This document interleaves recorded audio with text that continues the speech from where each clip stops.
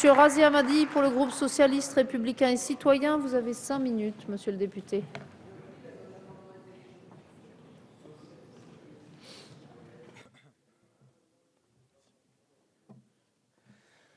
Madame la présidente, monsieur le président, madame la rapporteure générale, monsieur le ministre, chers collègues.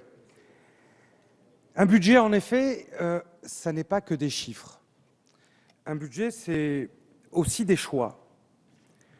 Des choix que nous assumons avec nos sensibilités politiques différentes, des choix que nous assumons dans le débat, des choix que nous assumons aussi en fonction des contraintes que nous avons pu lever et qui nous ont permis de justement faire des choix.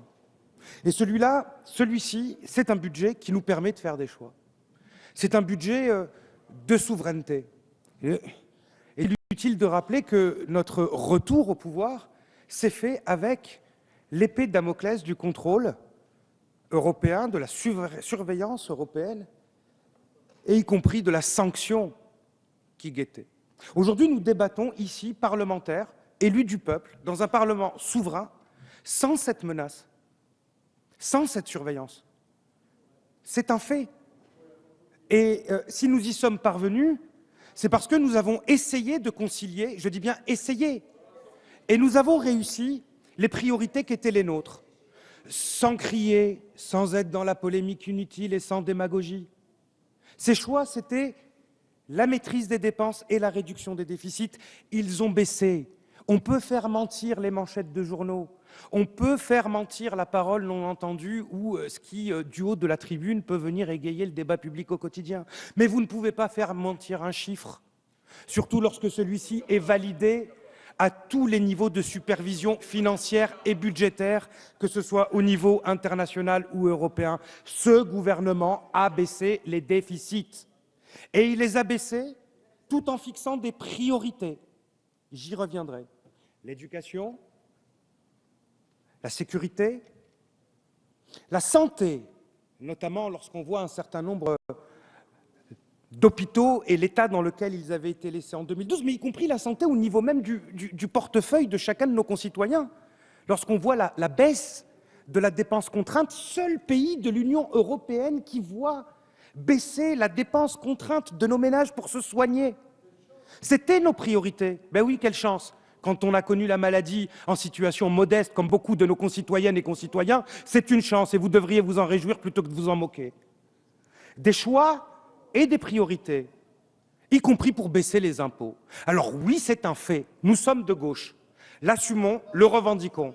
Nous sommes de gauche et oui, les impôts ont augmenté pour une minorité de foyers et notamment les plus favorisés. Mais ils ont baissé, ils baissent et continueront à baisser pour une grande majorité de foyers et notamment les plus modestes et les classes moyennes. C'est 5 milliards d'euros en 2 ans. Là aussi, nous sommes le seul pays européen, au regard de budget et de PIB comparables, à faire cette baisse-là.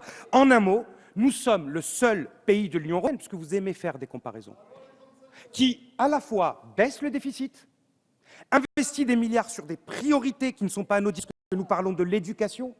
C'est l'élu de la Seine-Saint-Denis qui vous parle, qui pour la première fois en 3 ans, depuis 10 ans, 3 ans depuis qu'il est élu, qui voit dans les classes de Seine-Saint-Denis un enseignant devant chaque classe. Et vous seriez aussi heureux que moi si l'un de vos enfants avait été dans l'une de ces classes, si dans les années précédentes, il n'avait pas eu d'enseignant en face de lui du fait des coupes budgétaires aveugles que vous aviez réalisées. Alors, si un budget est une question de choix, un budget est aussi affaire de comparaison.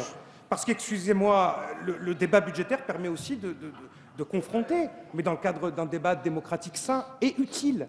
Et qu'avons-nous comme proposition, comme alternative? Alors nous avons M. Fillon qui lui propose 110 milliards. Alors après les chiffres varient, ça dépend des jours. 110 milliards. Nous avons Nicolas Sarkozy, c'est le président de votre parti. Ça n'est pas un simple candidat à la primaire, c'est le président de votre parti. Alors lui, il propose en mars 2015 140 milliards dans le Figaro. Et puis je pense qu'il s'est ravisé, il s'est dit bon c'est un peu trop. Et puis il a compris qu'on ne gagnerait pas la primaire à droite en fonction du niveau d'économie proposé ou promise.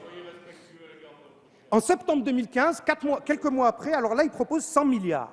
Alors Nathalie Kosciusko-Morizet, qui est ici, n'est pas en reste. Alors elle propose 100 milliards. Alors, on la connaissait, et c'est d'ailleurs une fierté pour vous, amatrice de poésie. Quand on lui demande comment, elle dit « avec des profondes réformes structurelles ».